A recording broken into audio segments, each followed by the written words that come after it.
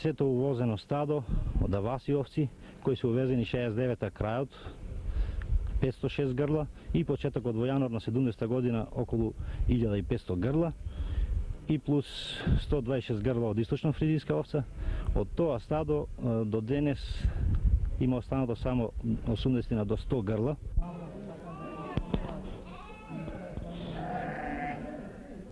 Денес е трет работен ден на комисијата која работи да ги ликвидира овци. Од досегашните средби со заинтересираните купувачи, конкретно за аваси овци досега немаме заинтересирани, немаме ни продадено, додека нешто продававме од мериното кои постоеа тука и од мелези. По какви цени ги нудите моментално овие? Ние книговодствено се водат овие овци, авасите се водат по околу 200.000 овцата, додека источно-фризици се нешто и поскапо, мелезите исто така по 3.000, жива мера, значи би дошло околу, према живата мера, околу 200.000 грлото, меѓутоа од понудувачите, односно од купувачите, ние не можеме да ја добиеме таа цена, така да зборувам за аваси, не можам да изнесам цена, заради тоа што до денес немаме ни продадено, нити ни е понудена цена. Значи, опште нема за интересенти. Ако некој побара од овие, како ќе му продадете?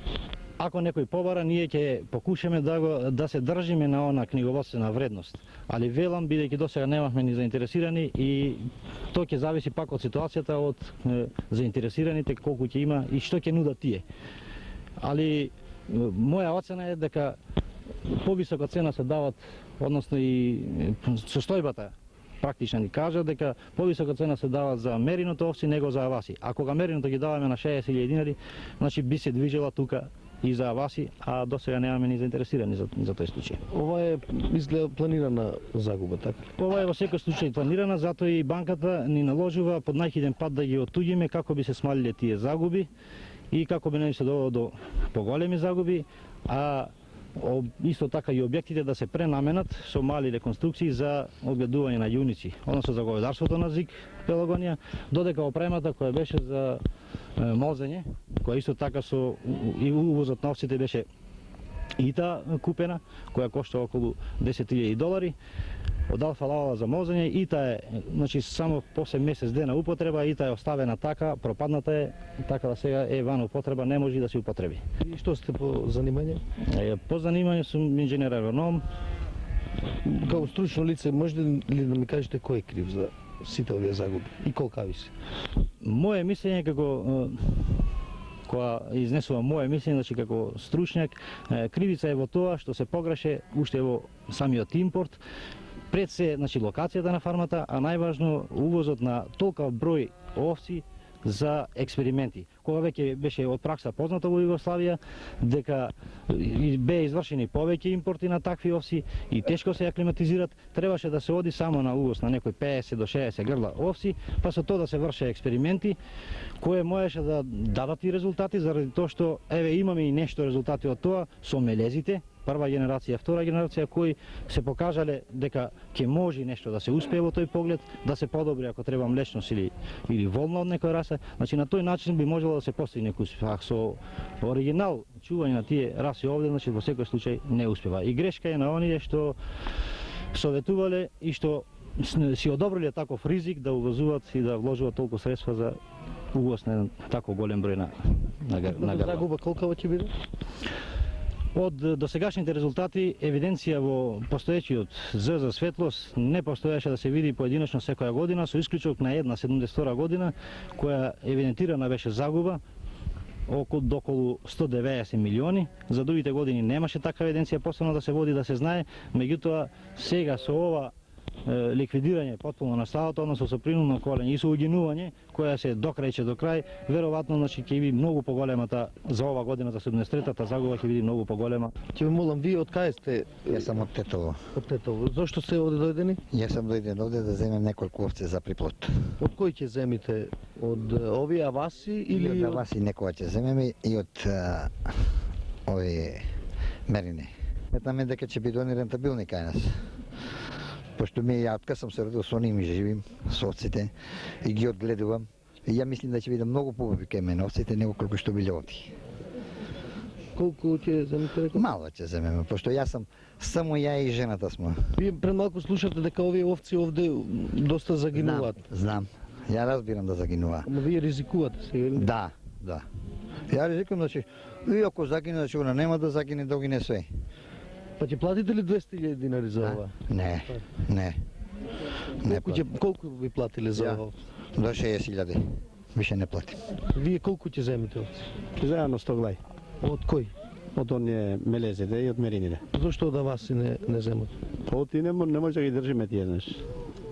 Не ги приема местото ти. И затоа не знам, а овие ги земам за приплод. Вие што работите овде во Ние работиме тука кисела вода. во Кисела? Има ли некој од овчарите овде? Овчарите. Ето ова е овчар. Дојдете вам малку. Вие ли сте овчар ли сте овде? Вие како овчар, што мислите зошто овие овци угинуваат? Овие овци угинуваат зашто се во кау, зашто таа е работата. Зашто се во кау, Па зошто не ги чистите? таа немаме средства такви да ги чисти. Еве има вода, има лопати, метли. Има само не е удобено. Удобството такво не е. Какво удобно? Го сринавме на квото, нема што да ги извозиме и таа е таквата работа. Дали ви паѓа жал што овие овци ќе се разделат од вас и вие ќе мора друго да работите? Ќе ни падне жалот и ќе треба да промениме работното место. А вие ги сакате овците сигурно. Сакаме сигурно. Што мислите вака, добри овци се овие или лоши овци? Добри се овие овци, само не се на место. Овие овци сакат планинско место да бидат. Тоа беа разговорите што ги снимивме на овчарската фарма на поранешниот комбинат Светлост од Породин за време лицитацијата на последните останати овци. Сигурно тоа се последни денови на оваа фарма. Сепак да се вратиме малку назад. Овчарството за прв пат во комбинатот Светлост беше застапено во 1964 година со интегрирањето на задругата од село Канино, која располагаше со 400 грла овци од домашната раса Праменка. Во 1968 година набавени се уште 1200 грла од расата Мерино Мелези од задругата Славе од Прилеп.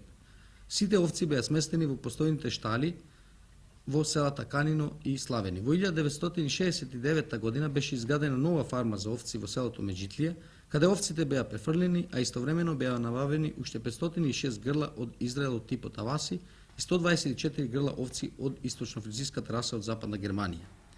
Во 1970 година извршен е повторен увоз на 1499 овци од расата Аваси и изграден е пункт за молзење, за кој е набавена и машина за молзење на овците од Австралија. За реализирање на наведените набавки опрема и овци, како и изградба на објекти, беа потрошени 573 милиони стари динари. Од купниот износ на потрошените средства, само 371 милион стари динари се набавени по пат на кредите од Стопанската банка од Скопје, Земјоделската банка од Белград и банката од Битола, додека останатите 202 милиони стари динари се обезбедени од стопански организации, меѓу кои Агромеханика и Македонија Коп од Скопје и други, по неповолни услови и високи камати. Концепција на тогашното раководство на Светлост беше со вкрстување на сите три раси да се добие домашна раса овци, која ќе биде застапена како во стопанскиот, така и во индивидуалниот сектор и која ќе има високи продуктивни својства. За жал, тоа во наредните години од 1971 наваму не беше постигнато и регистрирана загуба во наредните години изнесува околу 200 милиони стари динари годишно. Или вкупната економска штета што е направена со изградбата на оваа фарма изнесува 1 милиарда стари динари. Моментално комбинатот Светлост е интегриран со земјоделско-индустријскиот комбинат Пелагонија од Битола. Според спогодбата за интеграција, член 4 во ноември минатата година, формирана е комисија од представници на комбинатот Пелагонија, Стопанската банка од Скопје, банката од Битола и Сточарскиот институт од Скопје, со задача да ја согледа состојбата во овчарската фарма и истата предложи. Фармата да се ликвидира за да се избегнат понатамошни загуби од постојниот фонд од околу 300 овци, од кои од увезените овци Аваси останати само 80, да се издвои експериментално стадо од 50 грла за научно испитување, со цел да се проучи дали оваа раса овци може да се искористи како оплеменител на домашната раса. Остатокот на овците да се распродаде по итна поставка, а долговите кредити во отплата одобрени од банката за набавка на увезените овци, како и кредитите за покривање загубите на фармата за 1972 и 1973 година, по оттојувањето и на опремата и одбивањето на добиените средства да се отпишат Фармата од своето постоење до денес не ја постигнала својата цел и според информацијата на комбинатот, Пелагонија се наведуваат следните причини, цитираме: високите инвестициони вложувања под едно грло, појава на аклиматизациони проблеми, голем број заразни болести, кривотница, бруцелоза, маститис, нестручно водење на селекцијата, како и експериментите со природниот материјал, работејќи со научно непроверени методи. Есента 1972 година, ние на оваа тема разговаравме со поранешниот директор на земјоделскиот комбинат Светлос од Породин и со стручњаци од Институтот за сточарство на Македонија. Ние тие снимки ги имаме. Кога појдовме ние на купување на оваа израелска овца, која кај нас даде 240 литра млеко, просек, еве двогодишен просек имаме таков, уште не е климатизирана, неуходани ние, секако подоцна ќе дава таа подобри резултати. Ние тоа што го сторивме, што купивме таква овца, таа не е само за породи, таа можеше преориентација да изврши на целото овчарство во Македонија. Али најдовме на неразбирање. Од колку? Прво од научните установи, кои денес се против таа овца, а причините се, ние можеме и со документи да ви докажеме, кои тие научни установи имаа пуштено договори кај нас, да соработува за голема пара. Ние можеме и тој договор да ви го дадеме да видите. За соработување и агитирање на другите производители да купуваат, да се шири оваа овца, 20% од вредноста на продадената овца сакаа да земат тие. Втора, ние стартувавме на Републичкиот фонд за студии и истраги, кој тој фонд многу малку е користен во земјоделието и во сточарството. Додуша, на луѓето кои работаат на тој фонд најдовме на разбирање. Дојдоа тука, а видоа овцата. Чак и првата година ни дадова 20 милиони за студии и истраги. Направената програма за 150 милиони динари не е реализирана од причини што овие научни установи, Заводот за сточарство, требаше да биде носител на реализирање на таа програма. Ние требаше да се договориме и се договаравме со заводот. Така речен заводот, и во Македонија има два заводи за сточарство. Еден го викаме ние на Любен Атанасов и друг на професор Васков. Беа понудени двата. Предлозите нивни беа да тие 150 милиона динара ги земат тие. Ние можеме и список да ви кажеме кој професор колку пари ќе земи за испитување на таа овца. Ние не се сложивме со тоа и не дојде до реализација на тој договор. И ден денес сите испитувања, сите укрстувања кои ги вршиме на терет на нашата организација. Што значи на крајот сточарството кај нас, во нашиот комбинат, е оваква ситуација? Морам да ви кажем дека со увозот на овците од расата Аваси, и ако се заинтересира да ви дадем една хронологија во тој процес цел, какав е и што е. Наиме, овој институт, а можда и други институции стручни или комора или што ја знам секретаријат, да не са консултирани од страна на комбинатот за увоз на ова раса овци. Прво се увезоа 500 овци, за кои ние како институт не знаевме, и по една случајност, односно поради една нужност, комбинатот, односно задрugата во тоа време, се обрати до институтот, односно лично до мене, да подпишеме уговор за соработка, бидејќи беше условена од добивање на средствата за покривање на инвестициите од банката. Јас тој договор го подпишав без ikakva надокнада од страна на институтот. Понатаму институтот покуша да кроз Савезниот фонд за научна работа обезбеди негде цирка 150 милиона стари динари за проучување на оваа овца, меѓутоа Савезниот фонд тие средства не ги одобри. Имајќи во предвид да во Македонија са внесени веќе 500 овци и штета би било да од научна гледна точка и од стручна гледна точка не се прати овај материјал, нашата институција покуша преко Републичкиот фонд за унапредување на овај Републичкиот фонд за научна работа да изготви еден елаборат и да предложи една тема за изучување на овца. Се добија 22 милиона динара, кои стари мислим, кои што се дадоа директно на породин. Дадените средства беа условени со склучување на договор со ова или со друга институција за изведување на стручната дејност од ова област. Меѓутоа, нашиот институт нито беше повикан, нито учествуваше, така да средствата од 22 милиона динара отидоа таму. Откако се набавија овие 500 аваси овци, без никакво прашање, се набавија уште 1500 овци, за која цел на нас многу не ни е познато, но од дискусии во комора и во секретаријат, воглавно се стоеше на становиште да увоз на тие овци, односно за формирање на таа фарма е повеќе комерцијална фарма, отколку фарма која треба да послужи за оплеменување на нашето овчарство во Македонија. Ние како институт сме отворени према сите организации и во ова година покушаме да успоставиме некои контакти со комбинатот Светлост во Породин, меѓутоа не дојде до согласност.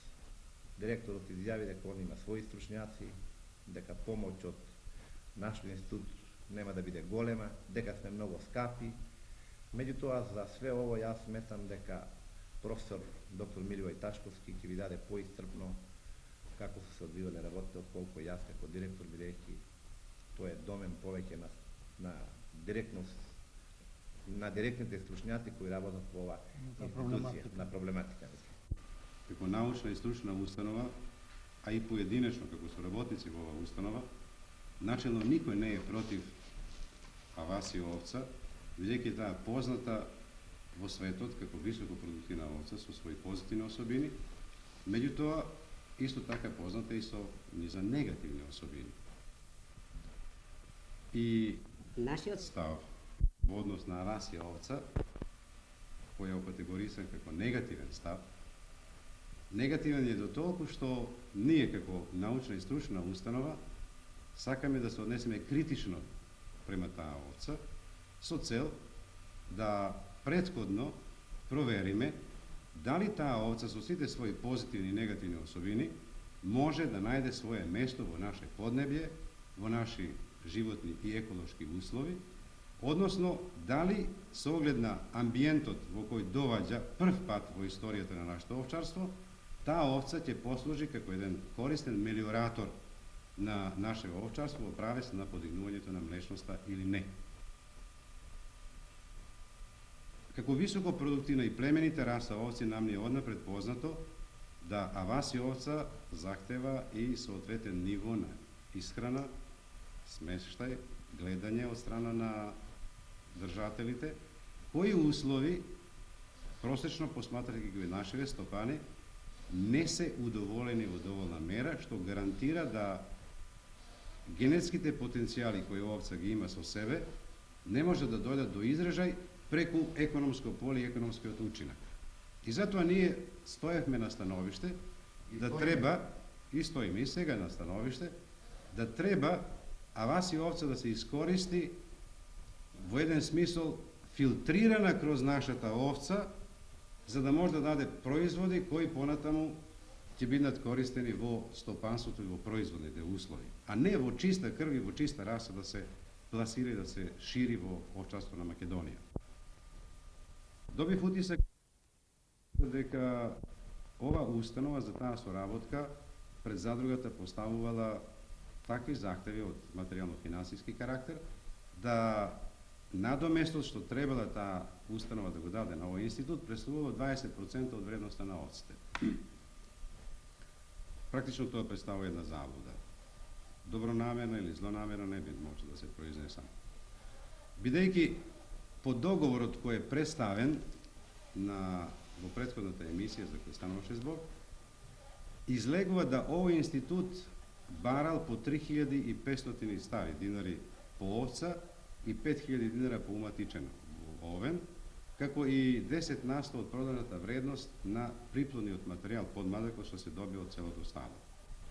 Вистината е во тоа да овој институт како услов за соработка поставуваше по 3500 динара по овца, но само од уматичени овци, а тоа значи најповеќе од 10% од вкупниот број.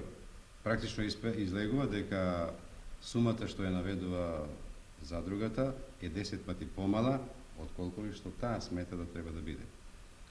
Слично е и по однос на овните, слично е и по однос на приплодниот материјал кој треба да се продава, бидејќи не целиот се продава, ами само еден дел, и тоа од уматичените овци кои се 10 пати помало од вкупниот број. Сума сумарум не излегува да овој институт поставувал услови 20% од доходот на овчарство да го земе тој, туку само максимум 2%. Слична е ситуација и по однос на користењето на средства кои беа доделени за научна работа.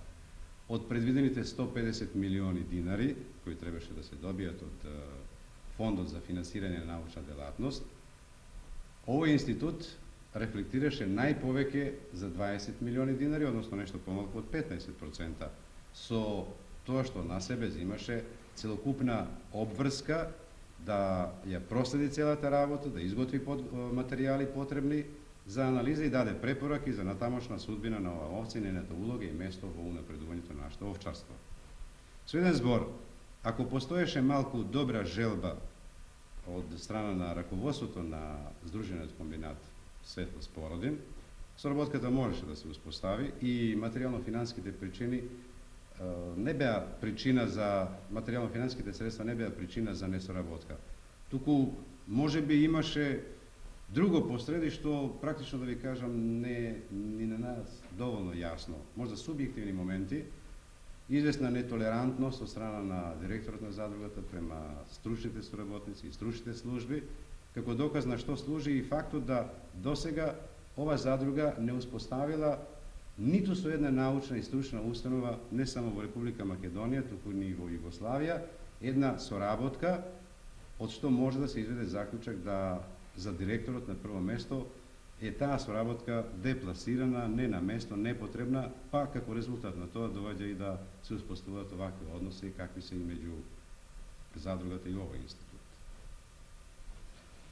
Јас би сакал да кажам само ово, видите, ние како институција сме стручно одговорни пред ово општество и во никој случај не можеме да даваме своји судови за кое нешто утре генерацијата би не осудила. Во сточарското производство постојат биолошки закони кои што едва може да се остапува од нив. И ово што го рече професор Ташковски, то ни беше тенденција веќе ако е веќе увезен еден материјал, да тој ако сакаме да послужи како мелиоратор на нашето овчарство, нормално и сасвим на место е да мора прво да се проследи, затоа што не знаеме што може она да направи во нашето овчарство. При наши услови, при екстензивно огледување на овчарењето во индивидуалниот сектор. Ние пак не го добивме одговорот од насловот на емисијата, виновни ли се овците или луѓето. Сигурни сме само дека на ова прашање некој мора да одговори.